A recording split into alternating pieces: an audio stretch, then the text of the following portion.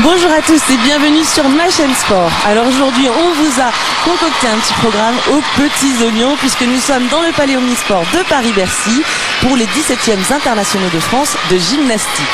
Le gratin de la gymnastique mondiale toute la journée du direct avec vous pour ces finales par appareil.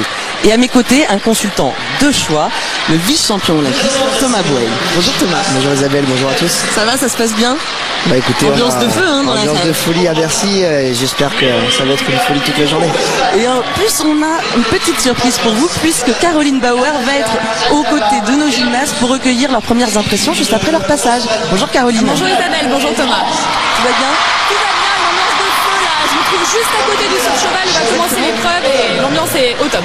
Très bien, et ben on va aller voir ce qui se passe du côté du saut de cheval. Allez, à tout de suite, ça commence. Alors le Palais Omnisport de Paris-Bercy qui est rempli, hein. Ça fait plaisir. Effectivement, il y a beaucoup de monde et on sent que le public est là et on le voit avec les supporters français qui vont mettre le feu tout au long de cette journée, donc ça va être vraiment agréable. Alors le saut de cheval qui va débuter aujourd'hui avec les jeunes filles, beaucoup de Françaises et de Français dans les finales, avec les qualifications qui se sont déroulées hier, où les Français se sont très bien comportés, Thomas. Oui, c'est vrai qu'hier les Français ont montré justement une qualité de gym, on va dire très propre, très jolie à regarder, et c'est vrai qu'on a eu la chance d'avoir tous nos Français et Françaises en finale aujourd'hui, donc on va pouvoir suivre un peu leur parcours et j'espère que ça va être de bon augure dans ces finales. Effectivement. Alors on va commencer tout de suite au saut de cheval avec une Anglaise.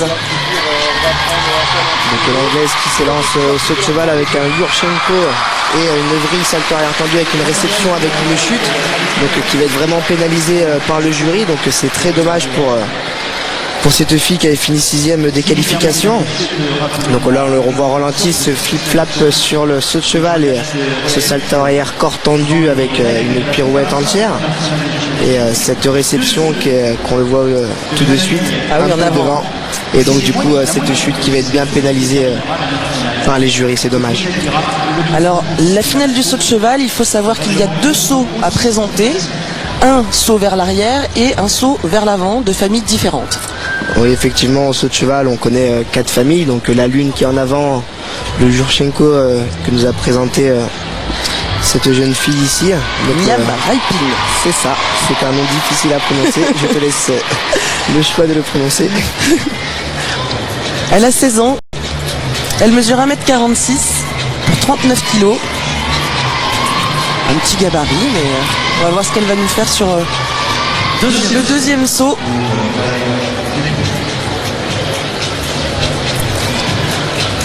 C'est parti.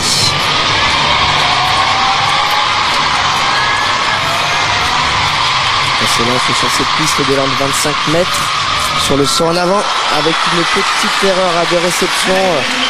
Un saut pas de grande difficulté mais réalisé, on va dire, sans trop de fautes. Dommage, à mon avis, un peu trop d'énergie là sur le salto avant, ce qui lui met un peu devant et ce pas de réception qui va être pénalisé forcément par le jury.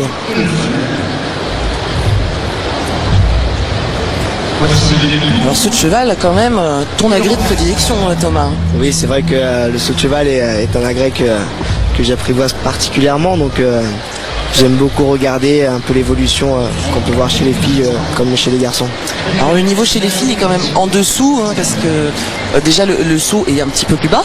Oui, effectivement, le saut féminin se trouve à 1m25 et nous chez les garçons il est à 1m35, donc ce qui nous permet d'avoir un peu des envols un peu supérieurs et une hauteur beaucoup plus haute pour pouvoir faire des envols un peu plus acrobatiques. Donc vice-champion olympique Thomas Bouel à mes côtés pour ceux qui viennent de nous rejoindre. Non mais il faut le signaler, quand on a des grands champions, alors même si nos médaillés olympiques Benoît Caranov et Thomas ne sont pas dans cette compétition, il y a quand même du niveau. Et là tout de suite on passe à l'Espagne avec Mélodie Pulgarín-Linero. Elle est assez âgée, elle a 21 ans Thomas. Effectivement, pour une femme ça commence à être âgé. On va pas tarder à s'élancer. Donc c'est Yurchenko avec un salto arrière tendu. Je pense qu'on voit pas très bien là sur les images, mais j'ai l'impression qu'il y a eu un peu de désaxe donc qui va être pénalisé par le jury. On va peut-être le voir un peu mieux sur ce ralenti. C'est-à-dire Thomas que quand on n'est pas dans l'axe du cheval, il y a des lignes sur le sol et à ce moment-là, voilà. Voilà, là on voit son pied droit qui est sorti, on va dire, de la ligne. Et comme son pied est sorti après la réception, elle ne prend qu'un seul dixième et que si elle serait arrivée le pied directement sur la ligne rouge, elle aurait pris une pénalité de 3 dixièmes. Donc sur des finales à 8 participantes, on va dire que le dixième est un peu primordial par rapport aux places. Alors le score tout de même de notre première concurrente, Niam Raiping, il est de 12,700. C'était pas l'une des favorites par rapport aux qualifications, puisqu'elle avait fini donc sixième des qualifications. 8 gymnastes pour chaque finale. C'est ça. Avec pas plus de 2 gymnastes par pays. C'est la règle en Coupe du Monde.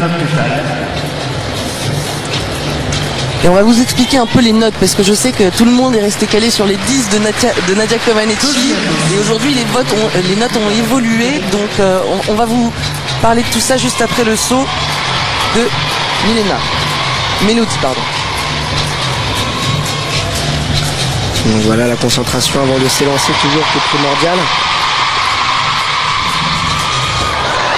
Voilà, on parlait du désaxement tout à l'heure et on le voit sur ce deuxième saut, manque de précision, manque d'assurance, je pense, un peu de stress sur cette Coupe du Monde de Bercy, donc la note va forcément être un peu plus basse que ses espérances.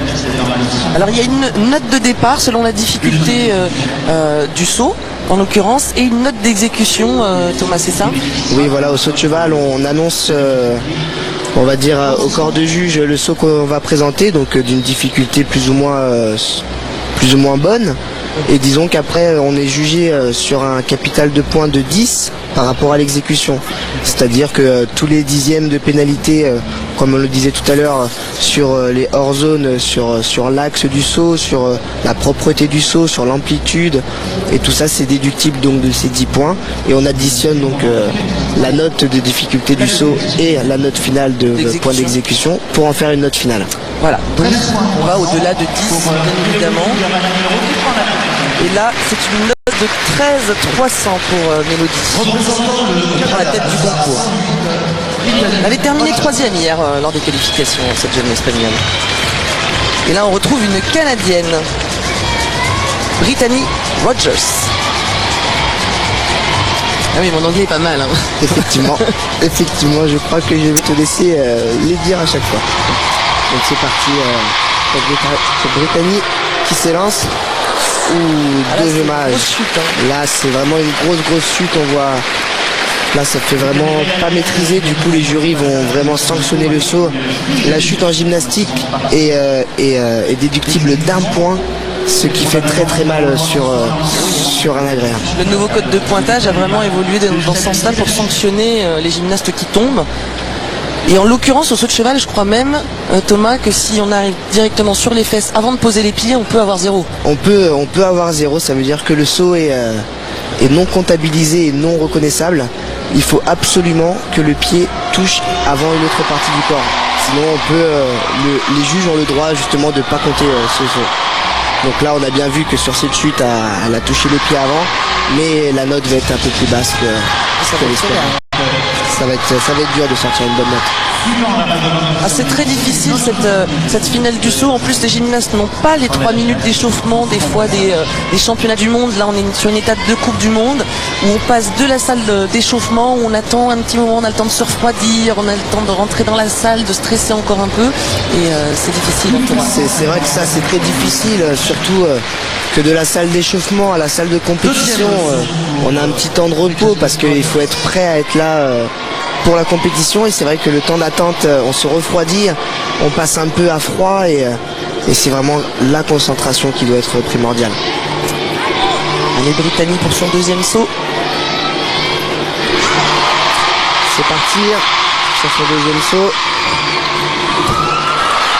Là c'était plus joli, on a senti qu'elle le maîtrisait un peu mieux sur ce salto avant tendu demi-tour, avec une petite faute de réception tout de même sur sur l'arrivée, mais c'était plutôt un joli deuxième saut. On le revoit là sur quelques fautes d'exécution et le corps qui est un peu carpé.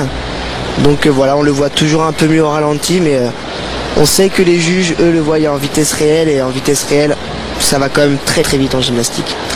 Alors que pendant ce temps-là, on a quand même une Française, Yuna Dufournet, qui va passer, elle, en 6e position. 6e position. Et hier, elle tenait la tête du concours. Voilà, on la voit ici, Yuna qui s'échauffe. Il y a un long temps d'attente quand même. C'est dur quand on passe dans les derniers. Surtout quand on sait qu'aux qualifications, on est devant tout le monde, on a envie de reproduire la même chose sur cette finale. Donc j'espère que Yuna va nous faire encore rêver aujourd'hui. Alors Brittany Rogers, 12.900.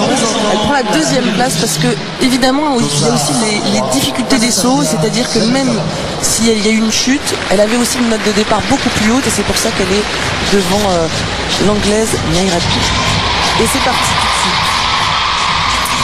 Ça s'est lancé avec une lune tendue demi-tour qui était bien exécutée avec une petite faute de réception.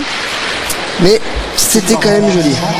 Alors c'est une Biélorusse, Nastasia Zaitseva.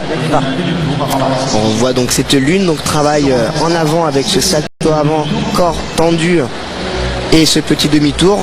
Et là on le revoit sur le ralenti, là sur ce salto avant, cette petite fermeture du corps qui va être un peu pénalisée par le jury. Une jeune gymnaste, elle a 16 ans, mais grande gymnaste puisque 1m62, et c'est vrai que les gymnastes qui dépassent le 1m60, c'est pas quand même très courant. C'est pas courant, mais j'ai à côté de moi Isabelle Severino qui en fait partie des exceptions. Oui, voilà, c'était il y a longtemps. Alors grande gymnaste hier, cette gymnaste biélorusse avait pas mal de soucis au sol. D'autres j'ai cru qu'elle était un peu blessée, puis apparemment aujourd'hui ça se passe. Hier elle était 7e au saut de cheval. Et le deuxième saut, c'est parti. La prise de l'an, la rondade, le flip et le salto arrière corps tendu avec une pirouette complète. On va le voir sur le ralenti, cette faute de jambe qui va être vraiment pénalisée. Oui, elle est fléchie dans le deuxième envol. Effectivement, et ça c'est ça pardonne pas, je pense. Là on le voit, là cette tenue de jambe, ce pas sur le côté hors de la zone comme on le disait encore tout à l'heure. Là j'ai peur que la note descende très bas. Puis ça reste des sauts très simples, Thomas. Oui, c'est vrai que au niveau féminin, au saut de cheval, le niveau n'est pas relevé comme il a pu l'être il y a quelques années, avec des Chinoises qui mettaient des doubles pirouettes. Là, on en voit très peu. Je crois bien que cette gymnaste australienne, Little, elle a un saut en double vrille. Et là, on est sur du niveau mondial. Effectivement. Enfin, de podium mondial. C'est ça. Là, on a vu que pour l'instant des Little simples. qui est plutôt petite ou grande, on sait pas. Sur sa fiche, on ne sait pas, mais elle est plutôt petite. Elle porte bien son nom, Émilie. Petit rappel si jamais il y a besoin. Alors hier, Émilie était 4e. La hauteur de la table, 1m25. Sur une surface de... Mais aujourd'hui, bien évidemment, les compteurs sont remis à zéro. Tout le monde repart sur les mêmes bases. Et on doit donner le meilleur et réussir ces deux sauts dans un premier temps et ensuite forcément un maximum d'exécution. Oui, voilà, c'est sûr que, comme tu le disais Isabelle, les compteurs sont remis à zéro et tout est à refaire, on va dire, sur ces phases finales. Et donc aujourd'hui, ça va être la jeune fille qui va faire ces deux sauts debout avec la meilleure qualité possible, qui va monter sur le podium. Et donc on va suivre un peu cette finale et on le souhaite, Yuna Dufournet qui montera sur la plus grosse marche. Oui, parce que nous on espère quand même que ce soit Yuna qui monte sur cette marche du podium, puisqu'elle l'avait fait au dernier championnat du monde et elle était 3e médaillée de bronze à cet agrès au saut de cheval. Donc Yuna qui a déjà un palmarès et qui a des notes de départ et des complexités de saut par rapport à ses concurrentes où elle est déjà au-dessus. Effectivement, et elle a encore une bonne marge de progression. On le voit à la salle, elle est vraiment déterminée, motivée. Et elle connaît l'enjeu des compétitions grâce au championnat du monde où, tu l'as dit Isabelle, elle a eu sa médaille. Et donc elle connaît cet enjeu et ce moment de stress qui va peut-être la booster là sur son saut. Qu'est-ce qu'on fait là? Qu'est-ce qu'elle fait, Yuna? Toi qui as l'habitude, Thomas, pourquoi il y a toute cette préparation? Là c'est très simple, hein, on appelle ça la visualisation. C'est-à-dire qu'on se répète le saut dans la tête, on essaie de reproduire le geste, les actions physiques qu'on doit exécuter. Et donc elle est en train de se préparer mentalement tout simplement à son saut. On stresse énormément dans ces moments-là. On stresse beaucoup et pour nous Français sur Paris-Bercy c'est très difficile avec le public derrière nous. Voilà, je crois que la note du premier saut, voilà, la note de la Biélorusse 13,363. C'est plutôt une bonne note. Hier, elle passe 288, donc elle a un petit peu augmenté, elle a grignoté quelques centièmes. Mais là, je pense qu'on a une candidate très sérieuse avec Émilie. On va voir le deuxième saut.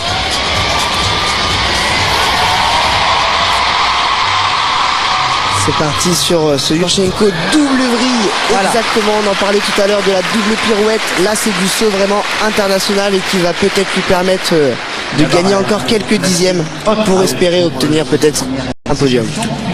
Alors, il y a des chances parce que le saut est quand même très relevé, Thomas. Effectivement, et puis là on voit cette petite faute sur la réception, mais comme on le disait au début, la note de difficulté des sauts sont données avant et après l'exécution est notée après. Et ça c'est un très gros saut. Et une note de départ à 5,8 pour vous donner un petit peu, voilà, la double vrille est à 5,8 alors que par exemple le saut de notre Biélorusse juste avant était à 5. C'est-à-dire qu'elle a eu 8 dixièmes de départ en plus que la concurrente biélorusse. Donc forcément ça aide. Voilà, ça aide forcément. Et puis on a vu que sur la réception, un petit pas sur le côté, mais c'est pas de chute, c'est pas des grosses fautes d'exécution. Donc forcément la note devrait sortir. Et maintenant elle va attendre pour faire son deuxième saut. Alors c'est pareil entre les deux sauts. Est-ce qu'on fait déjà l'analyse du premier? Est-ce qu'on attend?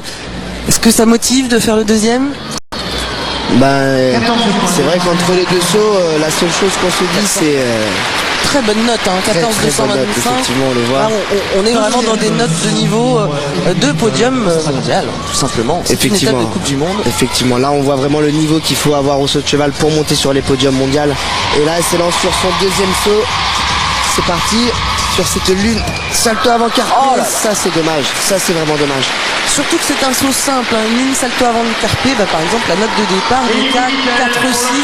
Voilà, donc un point 40 de moins que son autre saut. Et là c'est la chute. Là c'est vraiment dommage. Justement c'est un saut facile à mon avis pour elle qu'elle doit exécuter tous les jours à l'entraînement. Et là à mon avis le premier saut était vraiment bien fait. Elle a dû se mettre une petite pression justement entre les deux sauts. Elle s'est dit là j'ai fait un bon saut, il faut que je réussisse le deuxième. Et elle a voulu aller plus vite que la musique et à mon avis elle a mangé un peu tous les petits détails techniques sur la plateforme de saut. Et là on voit Yuna et on va la suivre de près. Yuna, la française, et vous entendez le public qui est derrière Yuna. Yuna Dufournet, donc très jeune gymnaste, mais qui commence à s'afficher dans les tournois internationaux, dans les championnats du monde. Elle était médaillée, championne d'Europe, junior. 13,188, la troisième place. Et oui, cette chute lui a coûté cher. Mais nous, on va s'intéresser tout de suite à Yuna Dufournet. Vous voyez ce public Isabelle aujourd'hui qui est en furie et j'espère que ça va vraiment booster Yuna et qu'elle va vouloir donner le meilleur de soi aujourd'hui. Je crois que elle a la pression et c'est parti. C'est parti pour Yuna. Allez Yuna. Yurchenko, vrille et demi. Très bien exécuté. Très bien réceptionné avec beaucoup d'envol, on le voit par rapport aux autres concurrents de cette hauteur sur le saut. Et là on voit qu'elle est vraiment dedans, elle est vraiment concentrée, on le voit sur son retour. Elle pense déjà à son deuxième saut, ce qu'elle doit faire et ce qu'elle doit faire pour réussir. On revoit là sur son ralenti cette rondade, appel sur le tremplin, ce flip-flop, essaie de vriller demi, corps tendu. Et là le petit pas qui reste dans la zone. Donc un pas comme ça peut être comptabilisé 3 dixièmes. Mais par rapport aux autres concurrents qui mettaient des grands pas, un pas dehors, qui est à 5 dixièmes de pénalité, là, on voit un peu plus de maîtrise. Ah oui, une très belle exécution, on voit la différence. Bon, elle est médaillée mondiale au dernier championnat du monde, Yuna Dufournet. Notre très bel espoir français. Pour, on l'espère, les Jeux Olympiques de Londres 2012. Voilà, 14,350, une très bonne note, très bonne première note pour son premier saut à Yuna. Et sachant que son deuxième saut est encore plus difficile et avec une note de départ supérieure. Voilà la difficulté dans son deuxième saut, et justement on appelle ce salto avant corps tendu, et justement Eric Demey est relâché. Il sait que Yuna a le mental pour faire son travail aujourd'hui. Et là son deuxième saut, justement encore avant, salto avant tendu avec un demi-tour. Et là c'est vraiment de la puissance dans les bras et de la rotation qu'il faut aujourd'hui pour qu'elle arrive debout avec le moins de fautes possible pour aller chercher la plus haute passe. Tout le public de Bercy derrière. Allez Yuna, c'est parti. Là le corps tendu, et c'est une belle réception. Bravo Yuna. Et je pense que là on le voit encore, cette précision sur la réception. L'entraîneur satisfait. C'est vraiment joli.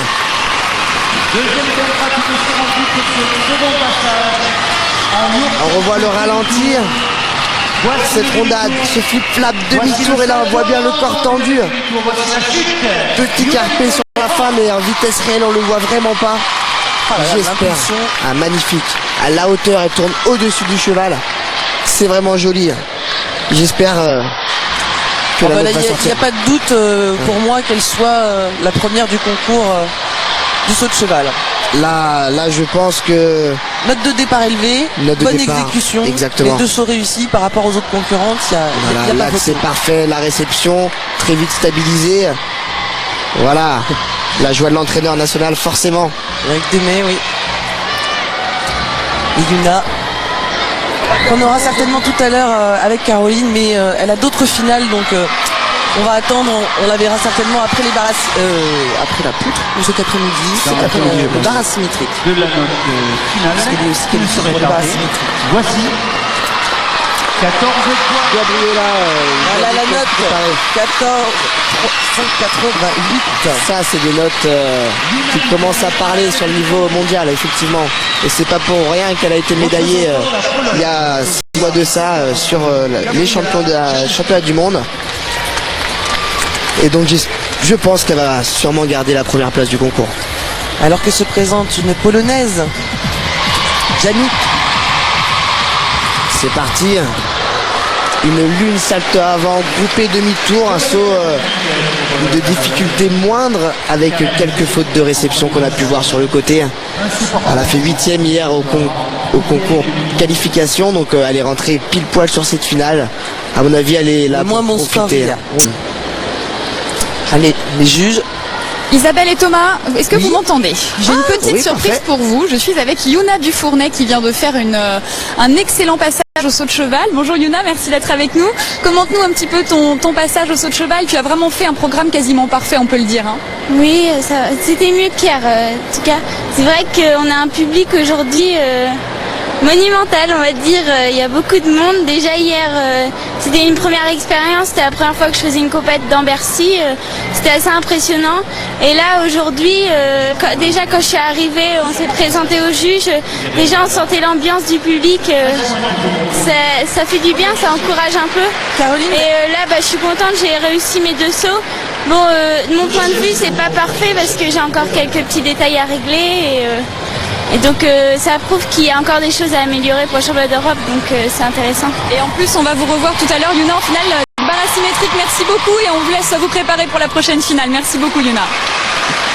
Je voulais lui demander quelle était la différence, parce qu'un championnat du monde, il y a autant de monde, mais c'est vrai que la pression est supplémentaire. Elle a l'air impressionnée. Hein. Ah oui.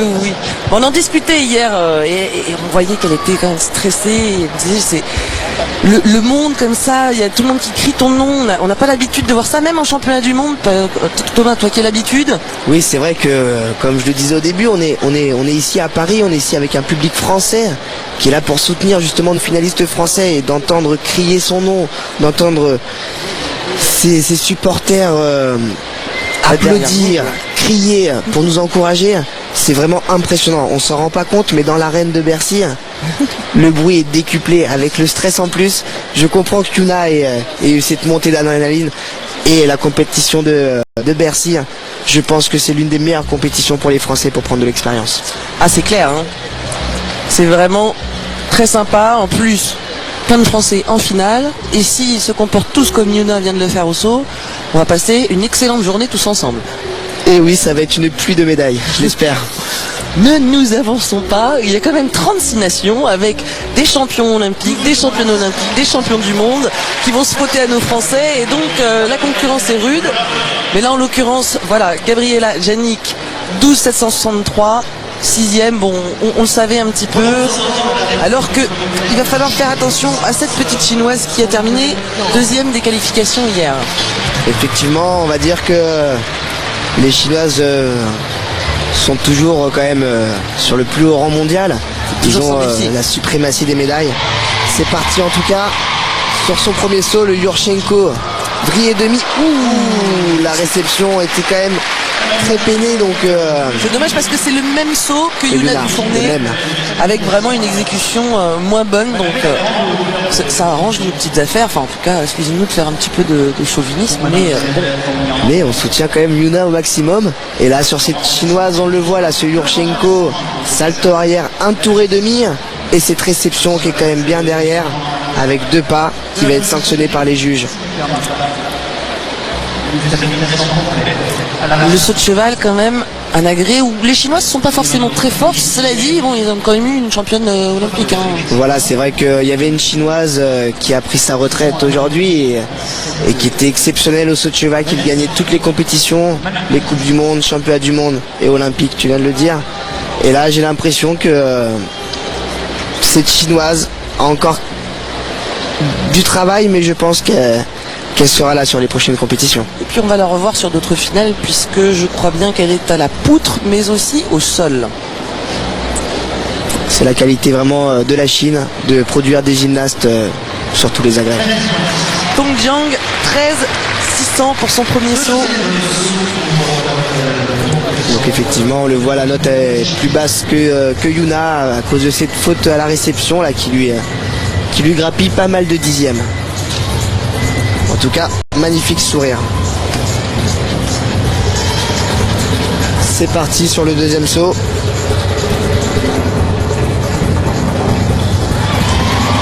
C'est parti. La rondade, le flip-flag demi-tour, salto avant corps carpé demi-tour, là on la voit hors zone, mais elle est imposante de son saut, joli, pas mal d'amplitude, assez joli sur l'exécution, juste cette petite faute.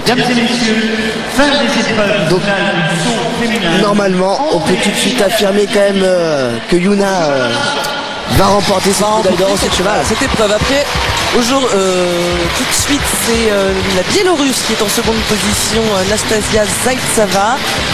Et en troisième position, c'est la petite espagnole Mélodie Bulgarine. Mais peut-être que la chinoise va s'intégrer dans ce podium. Donc la première place, de toute façon on en est sûr, oui, c'est sûr. On vous le signe, c'est Yuna Dufournet, donc c'est une belle médaille d'or. Et je pense sincèrement que cette chinoise va pouvoir monter sur le podium avec le deuxième saut qu'elle nous a produit aujourd'hui. On attend sa note avec impatience pour voir si ça sera la deuxième ou la troisième place, mais je pense qu'elle va monter sur ses marches.